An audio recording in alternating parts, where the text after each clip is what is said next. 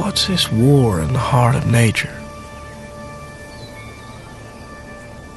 Why does nature vie with itself? The land contend with the sea.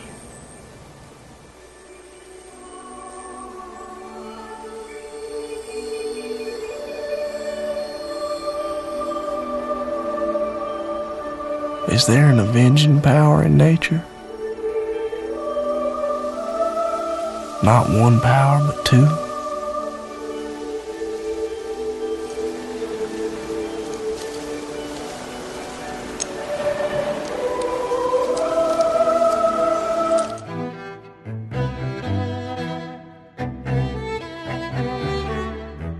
From the film, Thin Red Line. Is there a war in nature? Light and darkness? Life and death? Always at each other's throat in an eternal Manichaean dance? Meat sacks want to believe the world is a circle of life, when in reality it's the circle jerk of archons, endlessly taking those facials of denial. Look, Senpai. I always want to take nature lovers and drop them in the middle of the Amazon or Sambisa jungle for a few days. Have them experience vicious predators, brutal weather, insects that crawl up the urethra to lay eggs in the bladder, and endless poisonous flora. Look, Senpai. Let's see how hippy-dippy granola they are if they survive and come back. Gaia's vulva is a laboratory of pain and feeding. Mother Nature is a serial killer. No one's better, more creative. Like all serial killers, she can't help the urge to want to get caught. What good are all those brilliant crimes if no one takes the credit? So she leaves crumbs. At the same time, though, divinity is trapped in nature and provides avenues to the transcendental. Two powers. How can this be? Another day, another defilement. It is, and how can so many people not see this? Those humans, like you and me, are part of the 1% of this planet. And they don't understand that their bourgeois parks and gardens are not nature, but rape, brutalize, and oppress nature. And Gaia is always waiting to be unleashed and summon her predators and parasites. Lay some more eggs in your bladder. Two powers. You're not in Kansas anymore. If there is a hell, you might want to go there for some R&R. But you see, true Gnosis, true ecstasy, is to be able to hold up the dark and light, the two powers in nature, at once. Stand in the middle like a tough Tiferet, and find your place in and beyond. To see the cosmos as it is, with fiery honesty and the two natures within our souls. Our Father, which art in heaven, stay there. And we shall stay on earth, which is sometimes so pretty. This is part of the famous holding up of the Mysterium Tremendum, the mystery that repels, that which is dreadful, fearful, and overwhelming, and the Mysterium Fascinosum, the mystery that attracts, the glorious, beauty, redeeming, and numinous power of the cosmos. In other words, true Gnosis, true ecstasy, is facing at once the horror and awe of the universe, and being effing fine with it. That's what the ancient Gnostics and Hermetics did, despite all the misinformation out there on them, from both the Orthodox and occultists. That is part of Hermetic philosophy, and that's what we'll be discussing in this Eternal Now, here at Aeon by Gnostic Radio. The psychotic drowns, where the mystic swims. You're drowning. I mean, the Corpus Hermeticum is not a kumbaya mystic money shot. No, it's full of mentions of dark spirits and polemics against the body and the natural world. Look, Simba. It holds up the awe and horror of the universe up at once. Same with the Christian Gnostic Gospels. These texts and their attitude were once part of an eldritch and holistic wisdom of the ancients, you see. And we've lost so much of that. And we need to regain it in these Gnostic times in Philip K. Dick world. Or we're done. Our collective sanity is done. The divinity trapped in nature will be forever buried in it, along with the despised philosopher's stone. All these robots walking around, feeling nothing, thinking nothing. And there'll be nobody left almost to remind them that there once was a species called a human being, with feelings and thoughts, and that history and memory are right now being erased, and soon nobody will really remember that life existed on the planet. We desperately need that Hermetic philosophy.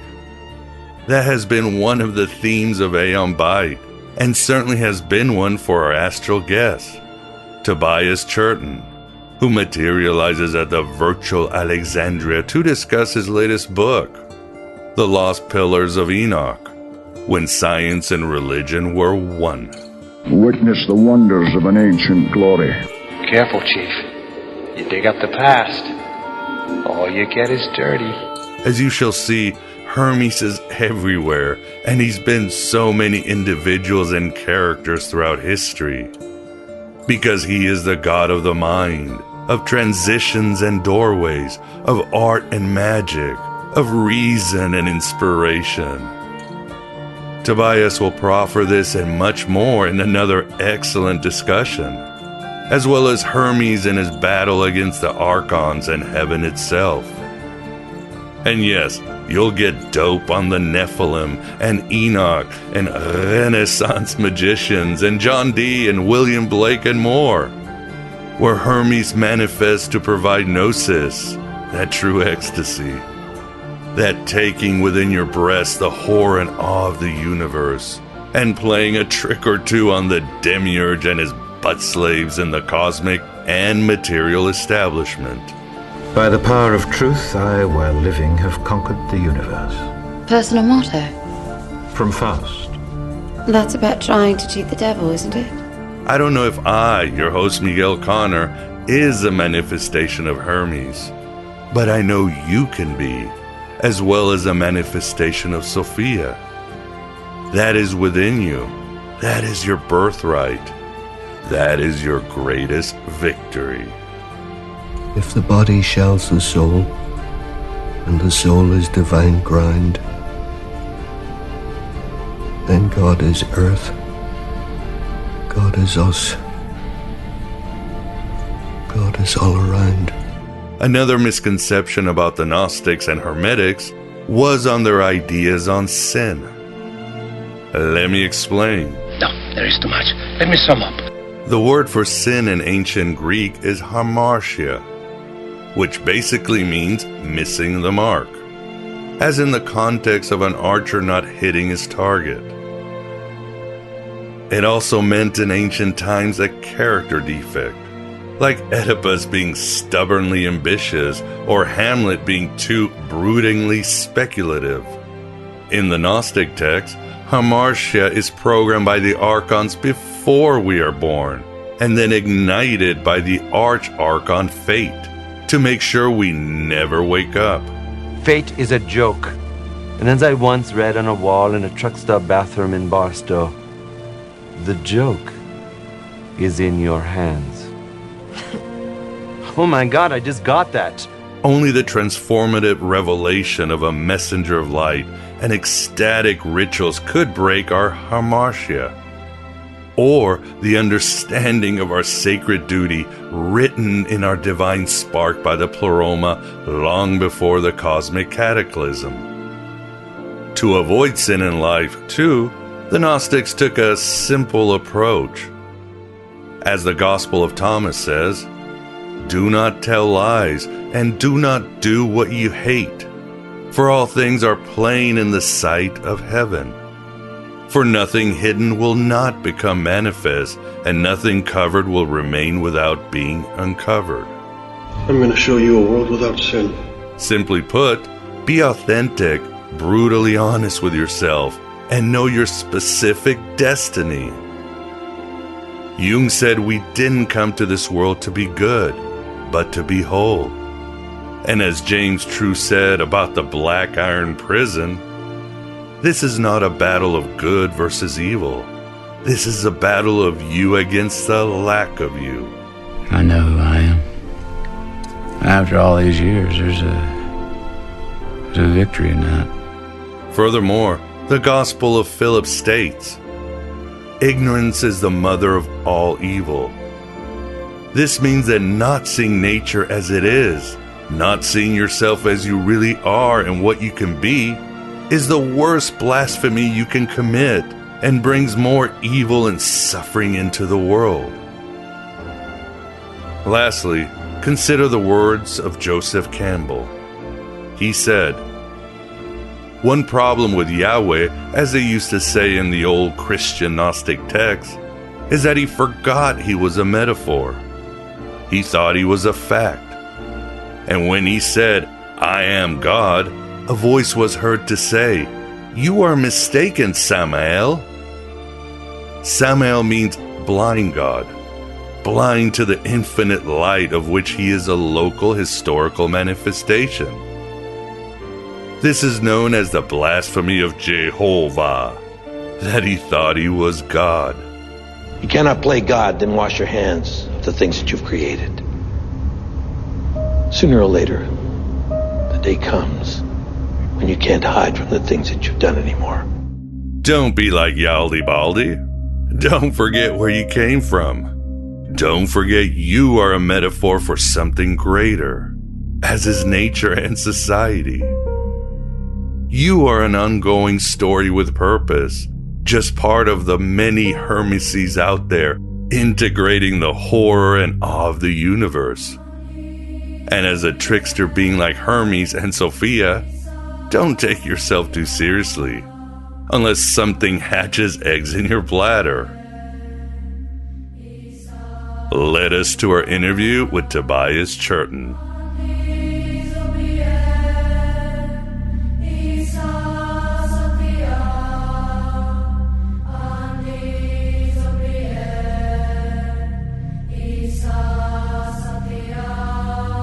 Animals are innocent. Why should they suffer? Why should children suffer? Will you tell me that? Why should any baby have to suffer and die? Why should men? Oh, come on now. Don't try that one on me. You've got answers for it. Like pain makes people noble. And how could man be more than a talking, tennis-playing panda bear if it weren't at least for the possibility of suffering? But what about animals, Hud? Does pain make turkeys noble? Why is all of creation based on dog eat dog, and the little fish are eaten by the big fish? Animals screaming in pain. All of creation an open wound, a fucking slaughterhouse. We've talked about that. Not enough! We said original sin might be the cause. Maybe God can't interfere in our affairs. So I've noticed. Maybe he can't, because to do so would spoil his plan for the future. Some evolution of man and the world so unthinkably beautiful that it's worth all the pain of every suffering thing that ever lived. Look, Simba. This is the Aeon Byte interview, and with us, as always, we have the pleasure of having at the virtual Alexandria, as I call it, Tobias Churton, to discuss his new book, The Lost Pillars of Enoch, When Science and Religion Were One. Tobias, thanks for coming back on, and how are you doing? Although, again, we've been asking each other that a while and getting very non-philosophical, I suppose. I think we're all concentrated on getting through this thing and dreaming of what that might be like. You know, so yeah. But I'm all right at the moment. We've had some flooding here, by the way, in our area.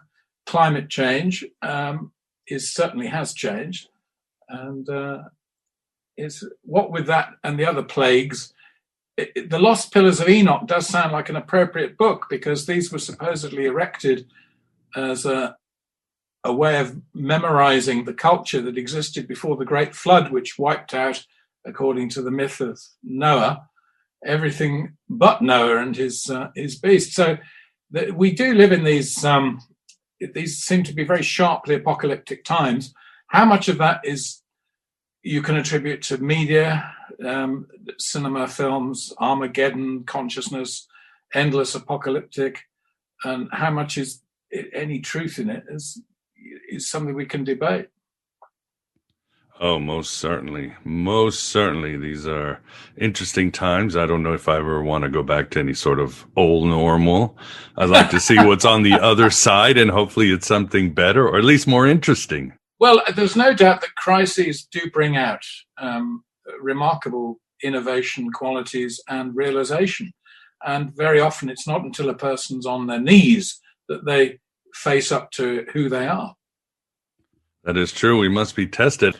And with us, we also are delighted to having Vance the Moondog. Vance, how you doing? Great, Miguel. And I'm looking forward to an interview with the illustrious Tobias Churton. Tobias, you mentioned flooding. It is, as you talk about in your book, which, as you mentioned, deals with antediluvian times, this lost knowledge. But you yourself had a flood early in 2020, right? Your house got flooded right before the other things happened. Yes. So, and that was awfully remarkable, because it was a very odd feeling. The night before it happened at 2:00 in the morning, we were made homeless. And a terrible storm going on.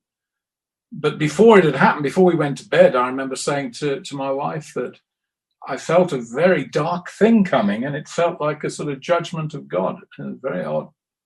And that was before the COVID thing had really hit. That was a few weeks before it had become a critical issue. I was in February last year. So yes, it's been certainly. Normally, people dream of an apocalypse. We've had a sort of taste of it, haven't we? I certainly felt I had. It woke me up in quite a lot of different ways. And then to write the book in the aftermath of that. I don't think. No. It was more a question not writing the book. It was a question of editing the book afterwards. It did seem poignant, to say the least. Very poignant and critical, and it brought it home for sure. It took it out of the mythic realm and into your personal, emotional, private vulnerability. So the book ended up being almost a testimony, and what it's saying seems to me be something that's possibly unfolding. As Gershom Scholem called the Kabbalah the revenge of the myth on its detractor. So there was some revenge of this myth.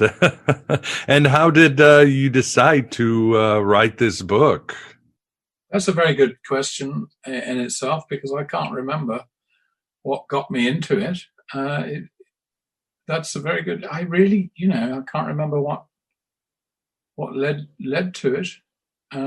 Normally one book sort of leads to another in a strange way. You uncover things in the process of writing one book you realize you could do a lot more with.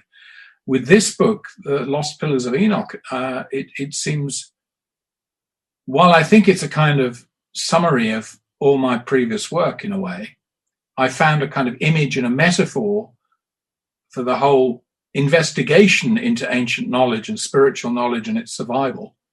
I can't remember what suddenly made me think, oh, yeah, there was some talk about doing a book about Hermetic philosophy, specifically. And I knew that I wanted to talk about Enoch, because, that was what really led to, I remembered now. It's I was contacted by Professor Boccaccini from the University of Michigan to would I contribute to a global scholarly seminar on the Book of Enoch. And he wanted me to write about Freemasonry and the Book of Enoch. which I was willing to do, though I didn't particularly want to do it, because I said, well, actually, there's very little contact that I can discern between Masonry and the Book of Enoch. Between Enoch as a figure, yes, but the Book of Enoch doesn't occur in any Masonic traditions directly at all. I know some people think the Ancient and Accepted Rite and the Royal Arch of Enoch, as it's known in America, might have had access to the Book of Enoch, but it didn't need to have. The mythology was already there. And anyway, it's very late, the Ancient and Accepted Rite. So I wrote a paper to deliver to the Florence seminar year before last. And in writing that, I uncovered a great deal about Enoch, which amazed me, really. And then there is no direct link between the Book of Enoch and this idea of the pillars of Enoch. That grew up fascinatingly within a period of 200 to 700 years. The linking of the name Enoch to the pillars. Josephus writes about pillars erected by the sons of Seth. We know about the Sethian strain or race from the book of Genesis. They were regarded as the pure race, who descended directly from Adam through his third son, whereas the sons of Cain are regarded as the impure race and closely associated mythologically with the Nephilim, this idea of the fallen angels, which is a mixed myth. If you want to talk about it, we can. But these pillars, Josephus tells the story of these two pillars erected, one to withstand a judgment of fire, and another one to withstand a judgment of water, on which the sons of Seth wrote all their astronomical and scientific knowledge, lest it be destroyed in a conflagration which Adam predicted God was going to send upon humanity. And we know that from the biblical flood story. So you had this idea that God would destroy the world either by fire or by water.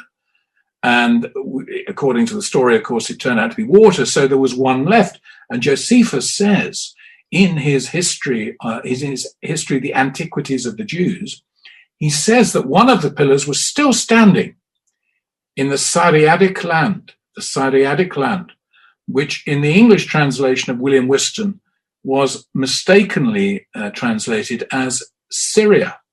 That Syriadic meant was a variant of Syria. And that led to speculation very quickly that it was various inscriptions in Lebanon or perhaps one in Turkey. But in fact, Syriadic is a phrase which has interesting literary pedigree and refers quite specifically to the worshippers of Sirius, the dog star. And the dog star, of course, was fundamental to the life of Egypt. So I trace all this and come to something not quite a conclusion, but I try to trace where this lost pillar, a surviving pillar, might actually have been when Josephus was alive, what he was referring to. And I'd say all roads point to Egypt, which is fascinating again, because this idea of an Egyptian myth of pillars with the great knowledge written on, we normally associate with the figure of Hermes Trismegistus and the reference to his recording the most profound knowledge on tablets, which were kept in a royal library somewhere in Egypt. And that's the basis of a lot of myths in itself. So what's interesting is you have a Jewish story, a Hebrew story. Eventually, the name Enoch becomes associated with these pillars. The first time we get a sense of that is in the 500s. But it may have been long before. But it's not surprising Enoch's chosen, because Enoch is constantly conflated in the late antiquity with Hermes. Enoch, Hermes, two progenitors, patriarchs of profound knowledge. Now, whether that knowledge is purely mathematical, mechanical, scientific in a modern sense, or as the Gnostics, the Sethians themselves suggested, that these pillars contained the ancient knowledge of man's spiritual being. But this is why we talk about religion and science being one at some point, because in fact, in the ancient world, there really isn't a categorical difference between spiritual and material knowledge. They were interplayed all the time. The great spiritual leaders were thought to tell you how the universe worked. And the universe could be analyzed as in terms of engineering, mathematics, geometry, or it could be thought of in terms of Enoch, the Metatron, the archangel governing the universe like a celestial computer. So all these issues are raised up in this thing about the pillars of Enoch. And it has this sense of destiny about it. These pillars are poised to stand against the destruction of all man's achievements. And that image carries through for 2,000 years. And that fascinated me, that it creates the myth that of the antediluvian knowledge, that before the flood, man knew all that was worth knowing, as it were, the sons of Seth. And that myth of antediluvian knowledge becomes a vital part of the rescue of Europe and the Western world from the Dark Ages. And the figure of Enoch then becomes important in all sorts of ways, and eventually became important in Freemasonry. And as did Hermes, and they had been identified as the same by Roger Bacon in the 13th century, and that became and in the Arabic world, and that became a tradition. So the book traces this whole impact of this story, this myth, this image of the pillars of wisdom with the knowledge that was lost but can be regained. And there's a whole long treatment of Isaac Newton, who believed firmly that everything he was credited with discovering was in fact a rediscovery of what had been known in the pre-flood civilization, which he imagined to have existed, and which, of course, theosophists today imagine. And that is a vital part of the esoteric Western tradition, is this idea that there was civilization before the Sumerians, before the Egyptians, in which integrated. I mean, it's the whole Graham Hancock, Robert Bauval theosophical dream. So the book encompasses all of that, and wraps it up. And as is my wont, I present the facts as I've been able to discover them, and without over much speculation, but keeping to the historical record. Yeah, you do an incredible job connecting Hermes and Enoch and how they manifest throughout history and how their spirit manifests throughout history, an important thing. So we want to sort of touch on these and back up a little bit. As you said, the Egyptians saw Hermes having his own flood story. Hermes thought his own flood story in pillars, but even earlier than the Muslims, wasn't Zosimos the alchemist an individual who connected Hermes and Enoch? Yeah, yes, he did. I don't know how. Yes, in the letters that he wrote to Sophia, a woman alchemist, holy woman by all accounts, a saintly woman. I've been doing quite a lot of work on Zosimos recently. Zosimos of Panopolis, the Egyptian alchemist from what's present-day Akhmim in Egypt. Still, by the way, a center of dyeing. Dyeing, I don't mean living and dying, I mean dyeing cloths. And okay. Well, I think I'm thinking of a book on Zosimos and the early alchemists, because I think there's been a great misunderstanding. What he's writing about in terms of gold, which he says was knowledge, he quotes from the Book of Enoch. He says this knowledge of dyeing and gold metals and turning metals gold-colored was knowledge that was brought by the Nephilim, the angels who fell from heaven, and that it was dangerous knowledge, and that's why he writes to Sophia that the processes of alchemy must be kept strictly secret, because this is knowledge that in the wrong hands could cause catastrophe, because it comes from a dimension beyond the possibilities of most uninitiated human beings. And he's writing this in around 300 AD, about 300 AD. So that's about, 260 plus years after the crucifixion. So it's the late Roman Empire. And of course, he seems to recognize that Enoch is a form, a Hebrew form of Thoth Hermes. But I don't remember him being particularly explicit about that they are definitely the same person. But he's aware that there is a Jewish Hebrew myth of this knowledge coming to mankind, and that it's also preserved in the sacred writings of Hermes. So he's the first person to link an Enochian tradition, or Enochic, as scholars prefer to call it, to distinguish it from John Dee's angelic language.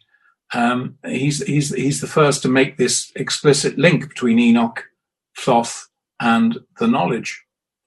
And it's fascinating that connection is made in the context of practical alchemy, or practical and spiritual alchemy. What was alchemy about? What's it about? It's about exercising knowledge which is fundamentally deceptive. From one point of view, if you dye a product and you make it a different color to its natural color, you are doing a cosmetic job. You are going beyond its natural state and imposing on it an image which creates an impression. Take the famous purple dye of the Roman emperors. Somebody dressed in purple, and only the emperor, an imperial power was associated with purple, could wear this dye. So in terms of Genesis and the strict puritanical Jewish tradition, all of these interferences with the natural process, however glittering they may be, were associated with something we'd now call in the words like satanic from the Protestant tradition.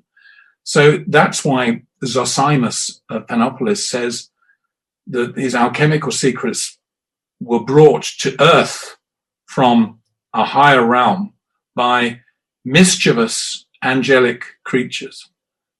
And you have the same myth, or either I think the source of the Gnostic myth of the archons is based, I personally believe, on consideration of the Book of Enoch story of the Watchers, the heavenly Watchers, who come to earth and mess things up.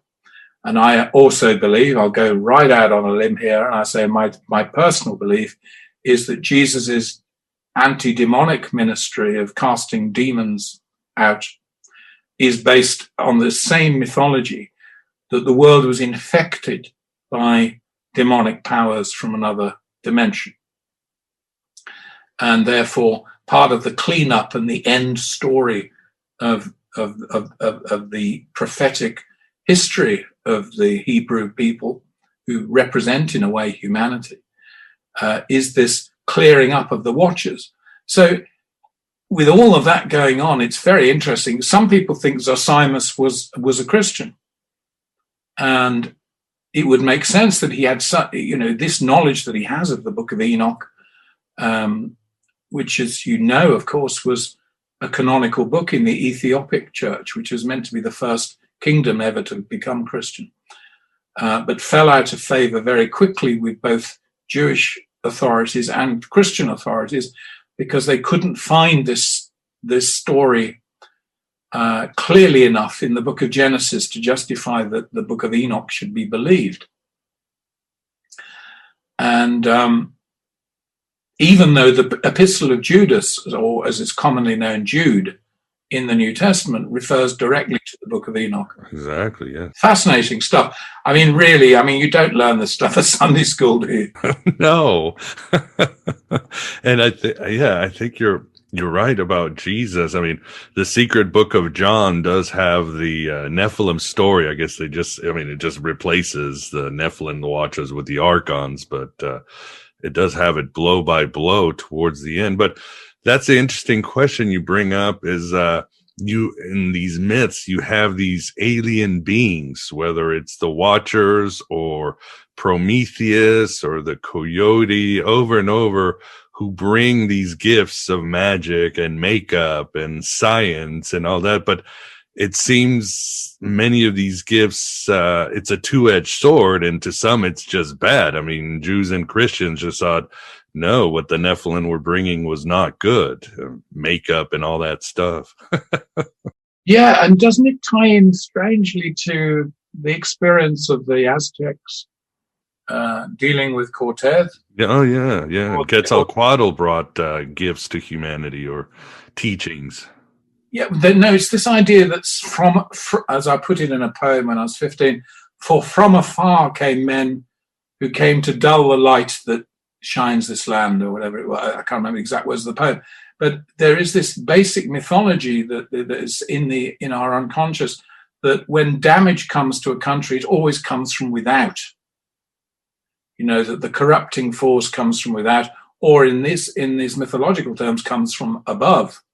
And of course, salvation also comes from without and above.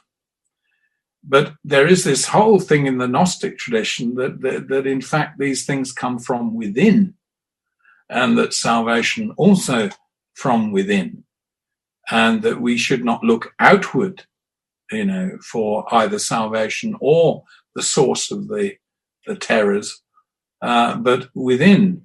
You know, this is it's all very, very fascinating. You know, you can easily get lost in cross-cultural references. The Australian Aborigines believe that they themselves, their ancestors, came from out of this world, from another world beyond this one. And obviously that plays into the whole ancient aliens, neo-mythology that we now have, because since George Adamski and the Blue Book and the 50s and the nuclear age, we have the idea of an advanced civilization coming from elsewhere. And I know it's not just post-war, elements of it in early science fiction writing. If we go back to the Jules Verne period, there's still this fundamental myth that there's an alien, that any higher intelligence literally must come from higher up. You know, my own view, of course, is the higher up is in fact the crown of your own head, as the Jnana yogis have it.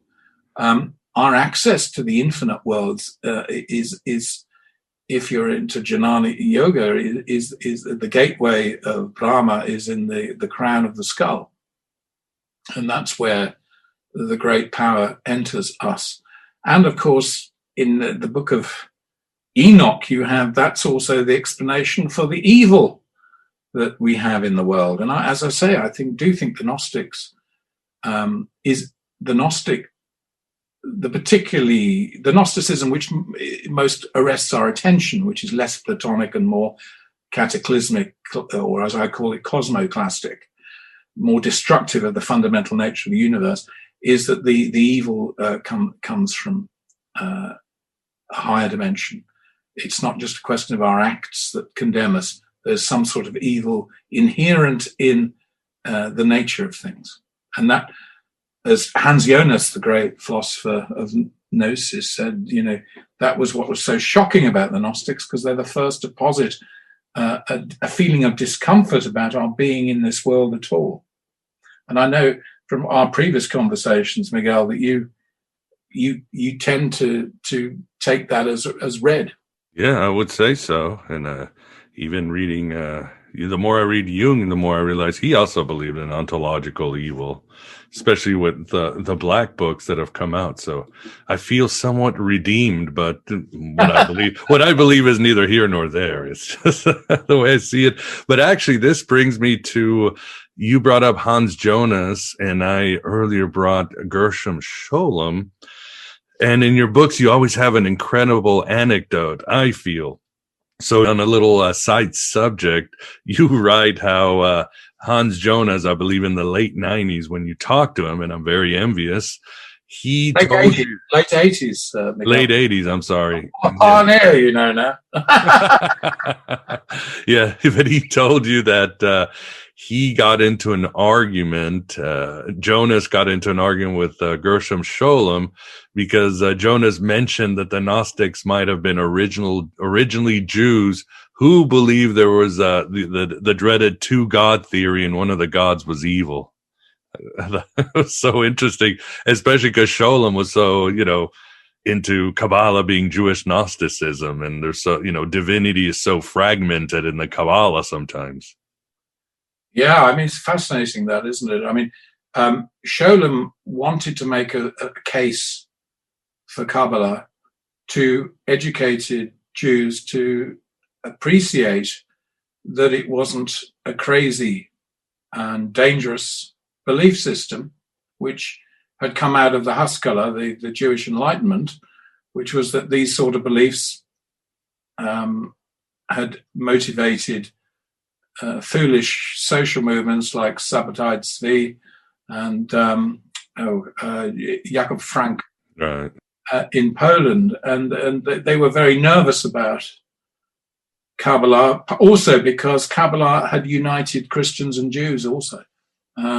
It had become a medium of communication and understanding between some educated Jews and some educated Christians. And that was also regarded as a dubious element of the tradition. So Scholem was very nervous that Kabbalah could fall into the category of heresy, whereas Jonas had no axe to grind about heresy. He didn't really believe in Orthodox Judaism any more than he believed in Orthodox anything. He's highly influenced by Martin Heidegger and what we now call existentialism. And he just regarded religion very much as a phenomenon of human existence rather than an overarching guide of how to live as such, which was infallible. Scholem wanted to make a strong case for Kabbalah. And so Jonas, reflecting on the trauma that must have taken place not only after the destruction of the temple in AD 70, but the destruction of the Bar Kokhba rebellion of 135, 138, and the destruction of Masada, and the Emperor Hadrian's kicking the Jews out of Jerusalem altogether. He associated that trauma, and of course he was thinking about this in the period of Hitler's persecution of Jews, that it would have made some people question whether could the judge of earth do right, which is the great question of parts of the wisdom literature of the Old Testament, Book of Job. Can God be trusted to deal with the world fairly? And he thought that this issue of the nature of God's justice was really only a Jewish issue, that it was only really something that would come to a Jew who had seen every promise broken, and the Jews instead of redeemed in the first century by an apocalyptic change, but actually seen them wiped out of their own holy city. And so for him, it was credible that this was a product of perhaps wayward Jewish speculation based on existing speculations, of which the Book of Enoch, which is still an embarrassment to Christians and Jews in many ways, could have precipitated. But in fact, if you follow it, you realize that all this was built into the logic of apocalyptic in the first place. From the moment Jewish writers started presuming to predict how the world would end and how God's justice might be enacted finally, from that moment, you open up not only a can of worms, but as it were, a can of angels. And of archons too. And of archons, and they all come flying out. And you can easily make a case that Jesus's ministry is part of this movement, not above it, not below it, not a sideline, but very much part of it. when Jesus reported, my kingdom is not of this world in the Gospel of John, my kingdom is not of this world, or the prince of this world, this whole phrase of the idea that the world is governed by an evil power. And that ultimately it is only by the defeat of the evil power itself can the world be redeemed. This sets the stage of the religious mania of the last 2,000 years, which is totally unresolved, as I see it. Scientism has come along and say, well, we can just avoid all those questions by following Wittgenstein. The world is everything that is the case. In other words, the world is as it appears to be, and it's absurd to speculate much further on that. We must deal with the most practical means of existing. And, that and positivism, which says some pretty similar idea that we just don't need all these religious questions anymore because we don't believe in angels and gods or anything. And yet the world is still being presented as a dangerous place with a kind of hidden agenda of its own, and that somehow if we all stop driving petrol-driven cars, we can offset climate change and all the rest of it. I mean, these are all vital questions. The human being is still stuck in some ways in the same dilemmas as our ancestors. Oh yeah, I would say so. I do suggest some solutions in my book, by the way, for those who feel that the world is doom laden enough. I certainly don't want to add to it. I always made a point, when I wrote my songs, of not writing, doom laden songs, because the last thing people need, even if it is doomed, the last thing you need is doom laden material. And I always, crucify myself to find something profoundly positive and true to say. So the climax of the book is actually a vision of a very optimistic possibility that does exist today. I agree. For the audience, definitely check it out. I am not going to give spoilers. It's a inspirational ending. I think Tobias always brings a lot of positive gnosis in all of his books. And it's great. And it's interesting, Tobias, because even you're talking about Jesus and his movement, which was really part of the anti-archon. But I don't know why Christians would even question that. I mean, if you open your eyes and read Paul, all he's talking about is how the world is ruled by archons and the god of this world and the powers and principalities. And Jesus came down to basically fight these entities that had taken over. Yes, and the crucifixion is the trap. He uses the word. Exactly. The wood of the cross becomes, you're thinking a bit like a mousetrap. He's thinking of a mechanical means of finishing the devil off.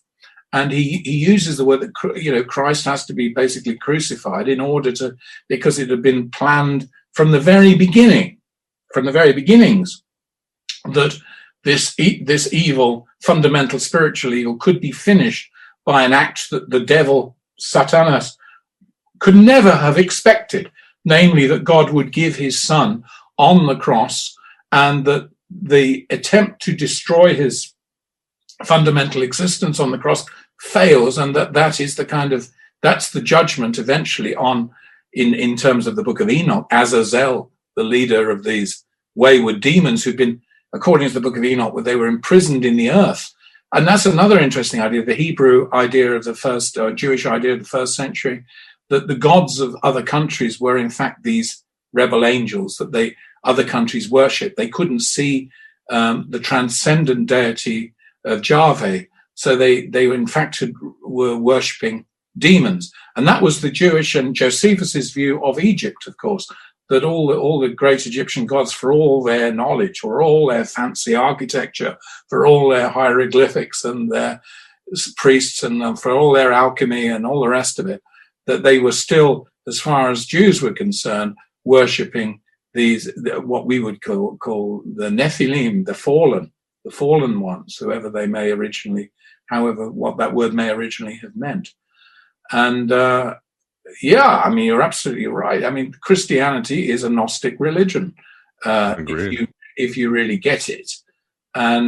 Paul knew that, but he said he wasn't something he could sell to the majority. He said, I give milk for the children of the faith, but the real stuff is for those who've reached the gnosis or a knowledge.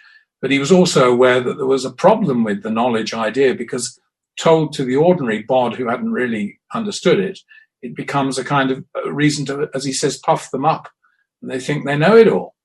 That is true. Yeah. It's like, the same thing happened with communism, which appears to be an answer to human problems. When the average shallow mentality gets in contact with the Marxist explanation for social conflict, it's all about, distribution of wealth and the class struggle and all that, and they get this idea in their head, they immediately become fanatical. And the idea, instead of being a liberating or useful tool, becomes, an iconoclastic thing. We must destroy the enemy. Same with all the religions. We have the world is full of these new zealots. Oh my God, we can't move for the damn people. They know what's right and wrong about everything. They could have worked, and if only they'd been there in the American Civil War, they could have stopped this and done that and everything else, and they know it all. And the Gnostic challenge is, of course, if you don't have spiritual knowledge, you only have merely a superficial smattering of understanding, then you're a dangerous person. And I think Paul recognized that, and he was under no compunction to give the highest level of the religion that he personally must have embraced to his ordinary followers. Most of them, they were only just out of prison anyway, or out of whorehouses, or out of the docks of Corinth. His largest original following were uneducated people, and he had to give them a sense of that this redemption meant that they were redeemed from the horror of a meaningless death as a slave. And it's interesting, too. I don't know if you've heard this, but John Lennon also said that the Gnostics were the true Christians. Well, that's the quote it's in Skywriting by Word of Mouth. And exactly. I quoted that in my Gnostics book back in 86. Mm-hmm. And, I'm sorry that Yoko didn't make more of that, because she was aware of it too. But I suppose she also is aware that if you trumpet these things to the masses, as it were, in the marketplace, they very soon they work back on you. I mean, John Lennon already had the experience of saying a perfectly valid criticism of Western culture in '66, and then finding in Alabama they were burning Beatles records as a result. We're more popular than Jesus. Yeah. Well, and he was right, because when was Jesus popular, for goodness sake? Crucify him was his first. That's true. It was Hosanna, here comes the Son of David on one day, and a few days later it's crucify him. Jesus, the religion that Jesus taught is too difficult for most people, and they like the idea of the salvation, that's okay, fear of death, and okay. But in between, I'll kind of, hey, Jesus, can we make a deal? It's put over very well in the film All That Jazz in 1980. About 1980, was it 79, 80? Can we negotiate? And the church, we've been negotiating our salvation for 2,000 years. We think God will let us off this or whatever it is. In other words, we're not really sure whether they're going to be saved or not, but it's good insurance, and the alternative is worse and all that. So, as Lennon sang, the way things are going, they're going to crucify me. Yeah, and everybody else. He didn't just mean himself. He was very explicit in that period, 68, 69. But 69 was the cusp of it, the climax, where he obviously had gone through some sort of Gnostic experience in 68, because he told his friend Pete Churton that he was Christ, and he wanted it announced to the Apple staff. And this was announced in a board meeting of the Apple management. And I think it was Peter Brown. It may not have been Peter Brown, but he was pretty high. He said, "That's a very important announcement, John. I think we all need to think about it very deep." Yeah. Yeah. In other words, okay, let's not put that out as the next statement. Because, of course, John was going through a Gnostic crisis, I would say, in that period. And it became very clear in the interviews that he was giving, a famous one with David Wigg in 1969. He said, he talked about that people were at war with a power that was only manifest as political opposition, Nixon or whatever it was, the government, Harold Wilson in England. He said the power behind that is the issue. And he's very clear that he thought that the Beatles could garner and focus a spiritual power to deal with this sort of worldly, destructive, anti-spiritual power. And the effort of that seems to have been it is one plausible explanation for the tensions that split the Beatles up, is this whole problem of the material and the spiritual. George Harrison wanted the Beatles to be a kind of grail, an emblem of divine consciousness. John Lennon had a similar idea, though it was more realistically politicized. Paul wasn't so keen on that interpretation of the Beatles, clearly. I mean, I'm being simplistic here, that we're talking about thoughts that they had and so on. But I'm fascinated that people have spent the last 50 years debating why the Beatles split up, and that it still exercises us in the way of a profound myth. Now, in 71, Lennon said, what's all the fuss about? It's just a rock group that split up. Yeah. But yes, what he's trying to do is, they say, I want to draw a line under all that now and start again. And the way forward is through a kind of psychic political change. And you're just going to have to do it without the Beatles. You're going to have to do it by yourselves. But the Christ identification there is very strong, isn't it? I mean, he's clearly saying, like Jesus leaving the earth, as in the story of the Ascension, that the Beatles kind of ascended to a non-spatial place where they continue to exercise this kind of invisible positivity. A bit like you've almost got, the Beatles are almost on the right hand of God to the determined, to the determined fan. And of course, because John Lennon was so close to the spiritual issues involved in the phenomenon of the Beatles, you end up, of course, with a Mark Chapman, who is going to have to play the part of Judas. It's almost becomes inevitable that some nutcase is going to see himself in the role of some sort of doom to this thing. I watched a brilliant new version of Jesus Christ Superstar put on in New York a year or two ago for CBS, I think. And it was always a very impressive show, the Superstar thing, but they'd done it in a kind of urban setting with a leading black cast. God, it was powerful. It was. Oh, wow. I love Jesus Christ Superstar. Have you seen it? Have you seen that particular version? No, I've seen obviously the one with the lead singer of Deep Purple doing the voice, the original one. This one had Alice Cooper as Herod Antipas. Oh, yes, I have seen it. Yes, he's wonderful. Yeah, it's a great version. I thought that, there's a lot, there are hints of the Gnostic aspect of the story there, aren't there? Oh, yeah, very much. Judas and Mary Magdalene.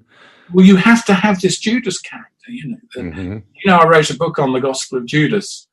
There's always one, wherever it's a mythic essential that there is the betrayer of the dream. This seems to go with the fateful character of our human civilization. But we know all this now, so why can't we change it? Well, you tell me, Miguel. That's what I've been trying to figure out for all these years on Aeon Byte. I think you said it very well. We have to look inward. For some reason, I keep repeating Peter Gabriel in Genesis and carpet crawlers. You got to get in to get out. But we can't do that in a culture that's always projecting and blaming and wanting more material needs. I think Lenin, Jung, the Gnostics, the Hermetics would said, no, stop. Go inward, my son. Yes, you go in to come out. Yeah, absolutely. And the kingdom of God is within you. Simple as that. But you can't... these are spiritual realizations, and they don't come to everybody the same time. They don't come to people automatically, and they cannot be taught directly. We can use all this language, but to somebody who's fundamentally unsympathetic, no matter what you said or I said, it won't make any difference. They will be determined, well, that's a load of crap, I don't need all that stuff. I know what I want. I know how to get it. And, I don't owe anything to anybody else, and I don't have to believe you in any way. I don't understand what you're talking about because I don't see any spirits. I see no angels. I see no gods. I don't see anything in myself other than, an individual with instincts and powers, which are, and all of that. The vulgarity, I think what Ernest Becker called the anal sadist, who's only happy when he's scrudging around at the lowest level of reality. Yeah. That is a lot of people, and the Gnostics have a very neat way of saying it. They say, as you know, we have the Hillic type with the materialist who sees nothing but that which the senses immediately present him with. That's the Hillic type. And we have the psychic, who's a bit soulful, mindful, thoughtful, but doesn't grasp the bigger picture. And then you have the pneumatic, but the pneumatic or pneumatic message is simply not audible to the psychic, or only very dimly, and certainly inaudible to the Hillic or materialist. Unfortunately, modern capitalism favors the Hillic. What you have, what you own, I, me, mine, as George Harrison, bless him, said profoundly. I, me, mine, it obliterates eternity. There's no place for a spiritual vision there. So we find ourselves constantly preaching to the converted and to those who won't listen to us. I take only comfort in the fact that in my experience in every generation, there is a proportion of people who are ready to receive the seed of the word and do something with it.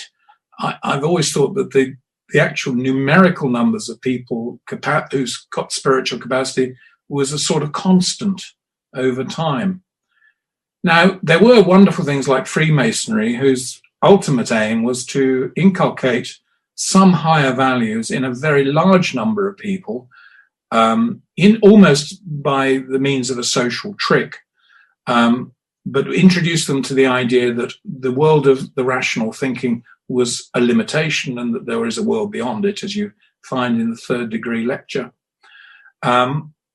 And Freemasonry could have saved the world, I think, because by the end of the 19th century, it had spread to Turkey, parts of the Middle East, the Far East, certainly through North and South America, and very large numbers of parts of Europe. And it was one of those ties that should have stopped things like the First World War happening, and certainly the Nazi catastrophe. Freemasons were very active against the slave trade in England before we abolished the slave trade long before, let it be known, Abraham Lincoln.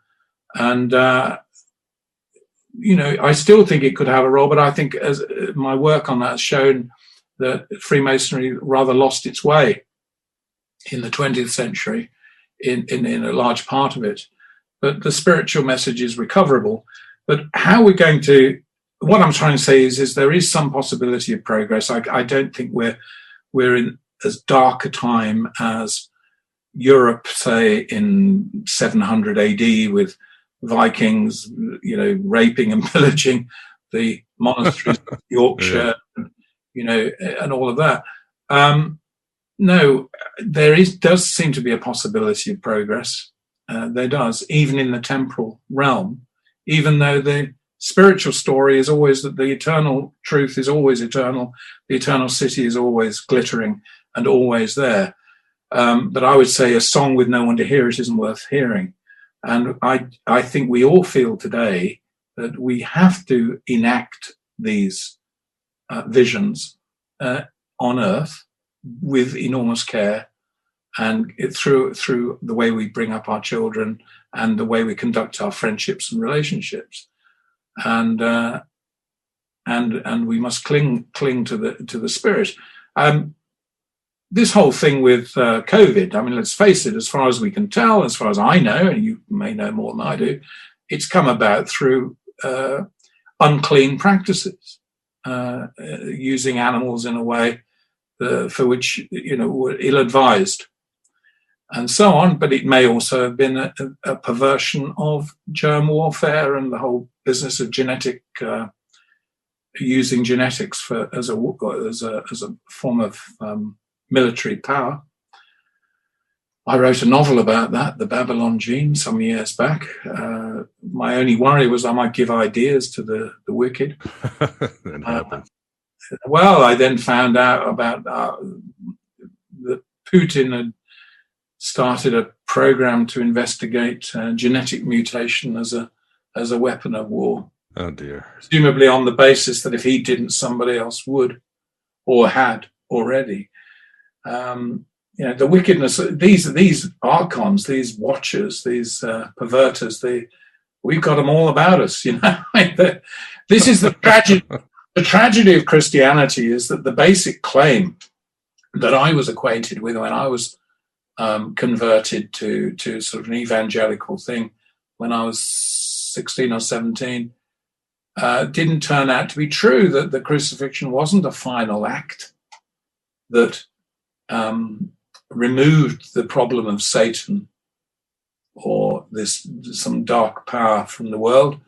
It's simply almost exacerbated it. It's made it more vivid, but it's also made many people more fanatical and mindless. The history of the Catholic Church is not an altogether inspiring one, as we know. No. They seem to have spent more time persecuting the lovers of Jesus than those who hate him. Oh yeah, but maybe Hans Jonas's idea of the Gnostics is right, but I don't even think he's right. Tobias, let me explain my position, and I will include Hermeticism along with Christian Gnosticism.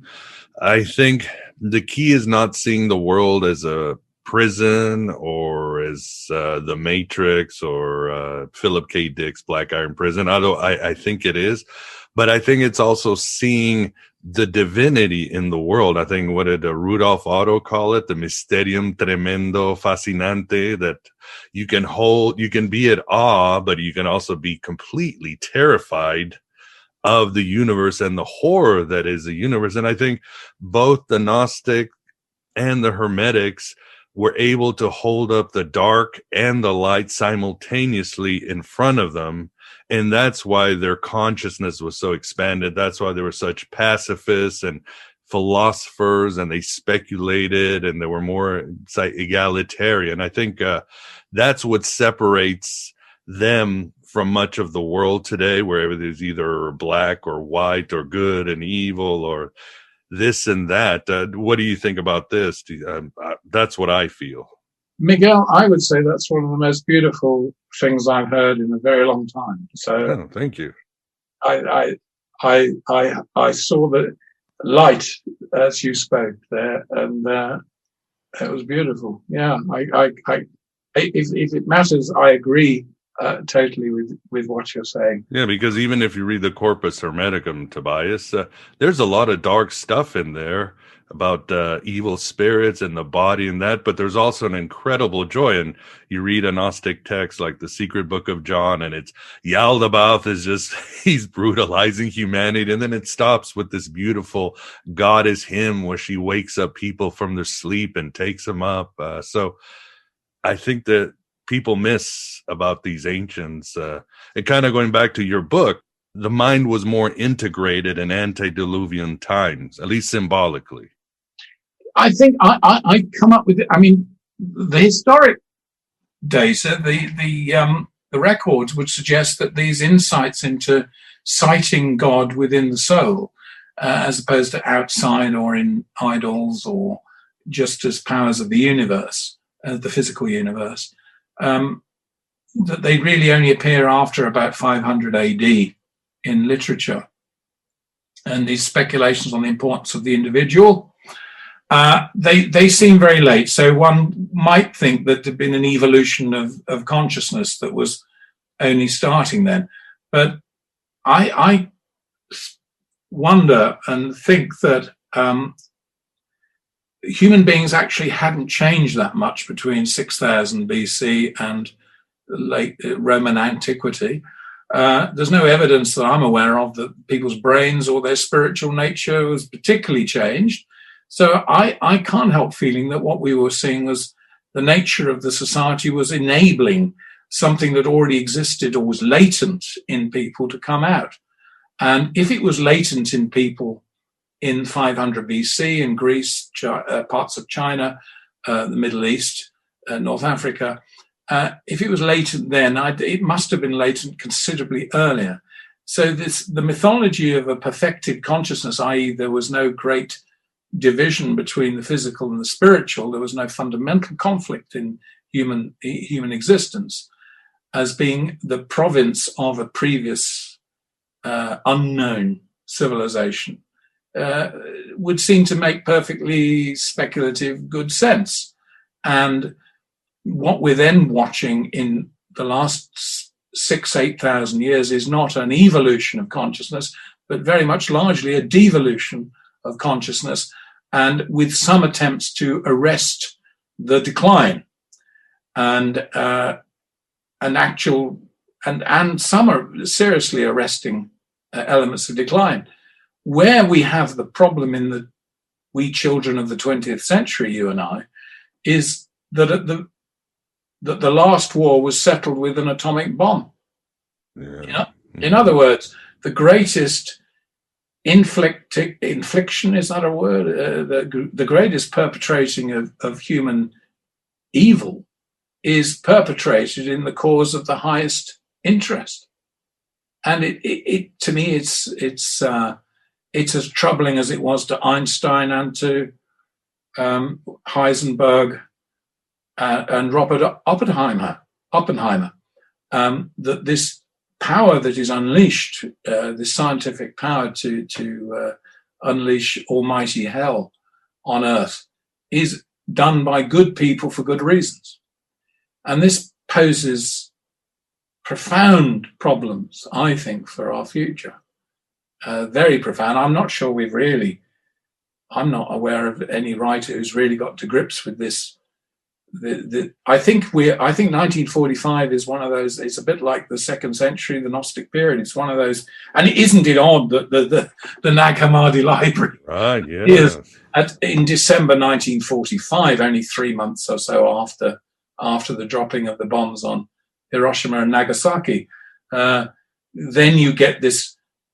I think when I first read the Gnostic Gospels, if you don't read them academically, you just take them in.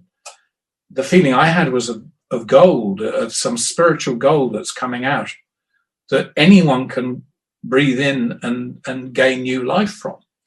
I think you've had that experience. I definitely think you've been spiritually renewed, changed, and transformed by something in these Gospels which has a power that the conventional religious teaching that it does not have. And I saw it. When I was doing the original TV series back in the 80s, I had a very clear vision. I remember sitting just by Port Meadow in Oxford, very close to where I used to live there. And one day, I don't know. When I was making the TV series, I could see this light. And after that, I got very involved with the Hermetic Philosophy Library in Amsterdam, which, in my view, was unfortunately, not unfortunately, it was also very fortunately, but it was influenced by a particular brand of Rosicrucianism, which I thought had turned a Gnostic universalism into a Protestant sect, the Lectorium Rosicrucianum. But then you'd speak to people in that, and that's not the way they took it. So, well, there you go. What can you do? But, what can you do? what I did was I made a TV series that had a big following. The book was a #2 bestseller in Britain. And we're still struggling with the output. But I noticed there'd been no serious follow-ups. And all the TV programs I've seen on the Gnostics since then have had no spiritual quality at all in them. No. They haven't grasped the dynamite in this message at all, because the people making them simply can't see it. And what can you do then? That's always, you either see it or you don't. And I remember people, my old enemies, as it were, spiritual enemies, when I was a student, would say, you're like every other, religious teacher. You always think if we don't share your view, it's because we have a perceptual, we're lacking in perception. And that's all you can say is, well, you see it, but we don't. And it's a very unanswerable thing to say to somebody, and it tends to turn you into an inward person who lives in the hope of meeting somebody who shares the vision. But there is a fundamental conflict between the spirit and the world, and I didn't invent that. It was spoken about by Jesus copiously, according to certainly the Gospel of John, but it's in all the other Gospels. Ye are of the world, I am not of the world. Those who are of the world can see this thing, and the people and those. If you see your reflection in nature as the reflection of who you really are, you're never going to get this message. Beautifully said for you. And well, Tobias, as always, thank you very much for coming on Aeon Byte, giving us your time and your gnosis, and for coming this time and discussing your excellent book, The Lost Pillars of Enoch. Always a pleasure, Miguel. Always a pleasure. And I hope you get over the snow tomorrow in Chicago. No, there's more coming. We've got the same here. One thing we have, we are united in our weather at the moment. In complaining about the weather. Well, thank you, Tobias. Bye, Miguel. Bye, Vance. Bye. Bye-bye. And there you have it, my beloved truth seekers. As always, Tobias delivers that high-octane gnosis when he materializes at the virtual Alexandria. In our second part, Tobias will get deeper and deeper into Hermetic philosophy and the lost pillars of Enoch. We'll go into archaeological evidence of the lost pillars of Enoch and more. Then we'll move into Hermes in the Renaissance period and also the Enlightenment period, including dealing with Theosophy and the Gnosis of William Blake, and much more. We need Hermetic philosophy more than ever in this age of Hermes. I think you know that by now. So become an AB Prime member or patron at Patreon for the full pillar. Only $6.99 a lunar cycle, or whatever you want to pledge on Patreon. You won't find this Gnostic and Hermetic content or many of our guests anywhere in cyberspace or meat space. When you subscribe, it will cost you about $1 per episode, and that's a deal of many lifetimes. Membership includes full access to more than 14 years of quality interviews. It includes an invitation to the Inner Sanctum of Gnosis Facebook group and the Discord channel, where many past guests hang out there, and I'm always there to answer your questions. Even support in the form of some shekels to PayPal or the USA mail really helps. Don't forget I'm offering voiceover services if you need some audio for your projects. I also have the merch store and an Amazon wish list, as I always need equipment in this universe of entropy. Finding Hermes is live, and so are our virtual Alexandria exclusive private meetings that include spiritual and mental exercises loyal to the ancient Gnostics, and a whole lot of stimulating conversation on many heretical topics and a Q&A. I've already given lessons on Gnostic chants, psychedelics, vowel magic, astral ascent, mystical Eucharist, and much more. If you want to understand and experience Gnosticism in its full impact and liberating secrets, become an official citizen of the virtual Alexandria. You can do so many wonders. I just know it. including fully leveraging Hermetic philosophy as it should be leveraged. Thanks for being here. Thanks for being yourself, your true self, here in the desert of the real. Hello and goodbye, as always.